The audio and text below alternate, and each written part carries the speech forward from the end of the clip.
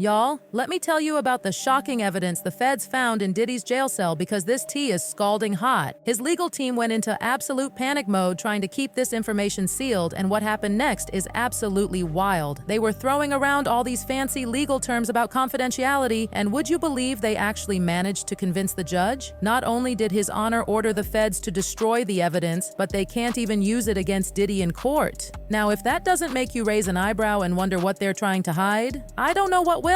Speaking of Diddy's legal dream team, they've been working overtime like their lives depend on it, practically begging for his release. They came through with this elaborate $50 million bail proposal that had everyone's jaws on the floor. We're talking private security details, restricted communication protocols, and even a fancy house arrest situation. They really thought they were doing something with all these promises and guarantees. But honey, let me tell you, the prosecution wasn't buying what they were selling. They painted Diddy as nothing less than a flight risk and a straight-up danger to witnesses. They were basically saying, look at this man's wealth, look at his power. He could disappear faster than your ex's text messages. And baby, based on what they found in that jail cell, they weren't wrong at all. Now, here's where things get juicy. Diddy's legal team got caught completely off guard in that courtroom when they realized exactly what evidence the prosecution had in their hands. Child, they were scrambling like somebody just announced last call at the club. They knew if they didn't block that evidence ASAP and get it destroyed, Diddy's case would have been buried deeper than last year's fashion trends. But let's talk about this suspicious third bail hearing, because the drama just keeps getting deeper. Judge Aaron Subermanin had everyone in that courtroom looking at each other like, are we all seeing this? This man was acting like he and Diddy were old college roommates or something, all nice and accommodating, asking about safe locations in New York where Diddy could stay under monitoring. The whispers in that courtroom were louder than a church choir on Sunday, with people wondering if this judge was somehow on Diddy's payroll. And let me remind you of something crucial. Two other judges had already shut down Diddy's bail request without even thinking twice about it. Why? Because this man had the absolute audacity to call one witness 58 times in just 7 days. Some witnesses were so terrified of him they went Jane Doe, and this man was already behind bars. The nerve of it all. Like, imagine being so intimidating that people are scared of you even when you're locked up.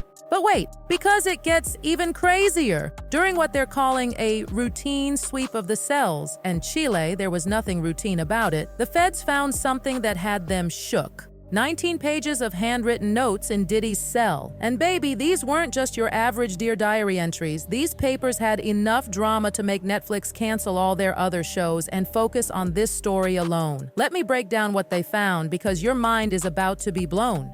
We're talking about to-do lists that seemed innocent at first glance, some inspirational quotes, because apparently you need motivation to do what he was planning. Birthday notes, how sweet, right?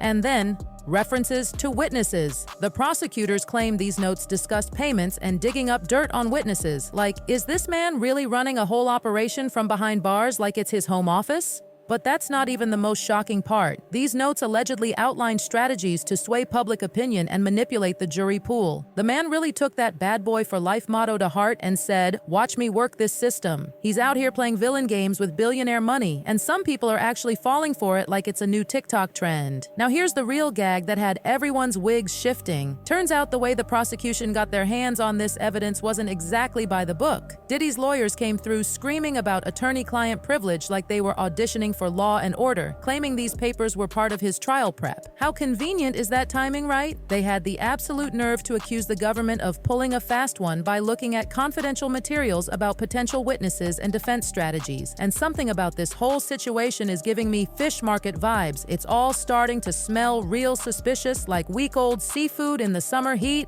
Think about it. Why would the feds raid his cell and hand over evidence they knew could mess up the case? And why would prosecutors accept evidence without telling the defense first? It's like they're all playing a game of chess, but half the pieces are missing and nobody knows the rules. Some people are saying Diddy's pulling strings from behind bars, playing both sides like a puppet master at a marionette show. His lawyers were out here fuming, acting like someone had just stolen their last breath mint. They called it a complete government failure because now the prosecution knows their potential witnesses. They really tried to spin it like they were the victims in all this. And somehow, it worked better than a miracle face cream. The judge ordered those papers destroyed faster than Diddy's reputation in these streets. The word going around is that this judge might be trying to throw Diddy a bone with this bail situation, either to avoid drama from the raid or because, well, we all know money talks, and in Diddy's case, it's giving a whole TED talk. But if those notes are as real as the prosecution claims and they let this man out, Lord help those witnesses, because they're gonna need more than prayer. What's really got people scratching their heads is how this whole situation just keeps getting more and more suspicious. Like, we're supposed to believe that during a routine anti-violence sweep to remove weapons and contraband, they just happened to stumble upon these detailed notes. And then somehow, these same notes that could have buried Diddy 6 feet under in this case are suddenly inadmissible because of a technicality. Make it make sense. And let's talk about the timing of all this. These notes were found after the first 2 judges denied bail, which means those judges didn't even know that Diddy was allegedly plotting and planning behind bars when they decided he was too risky to release. So how is it that this 3rd judge, after even more damaging evidence comes to light, is suddenly talking about alternatives to keeping Diddy locked up? It's giving very much money talks energy. People in the legal community are saying this could be a game changer, and not in a good way. If Diddy's team can prove the feds violated attorney-client privilege, it could flip this whole case upside down faster than a pancake at IHOP. But at the same time, if the judge lets him out and those notes turn out to be exactly what the prosecution claims they are, we might see some witnesses disappearing faster than your ex's Instagram stories. The streets are divided on this one, with some people saying the feds were wrong for how they handled the raid, while others are arguing that anything found in a prison cell should be fair game.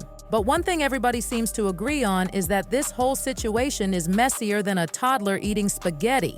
What's really got people worried is what happens next. If Diddy gets bail, is he gonna play by the rules like a good boy, or are we about to see some real bad boy behavior? Because let's be real, a man who allegedly tried to manipulate witnesses and the jury pool from behind bars isn't exactly giving off reformed citizen vibes. So what do y'all think about this whole messy situation? Was the feds raid crossing the line, or were they just doing their jobs? And if Diddy gets bail, is he gonna start playing nice, or are we about to see some real bad boy entertainment? Drop your thoughts in the comments below, because this tea is too hot to sip alone. And remember y'all, sometimes the biggest flex isn't having all the money in the world, it's knowing how to stay out of trouble in the first place. But clearly that's a lesson some people still need to learn. Keep it locked right here for all the updates on this wild situation, because something tells me this drama is far from over. The streets are watching, the lawyers are plotting, and Diddy? Well, he's probably somewhere in his cell writing more birthday notes right now. Stay tuned, because this story is definitely going to have more twists than a pretzel factory.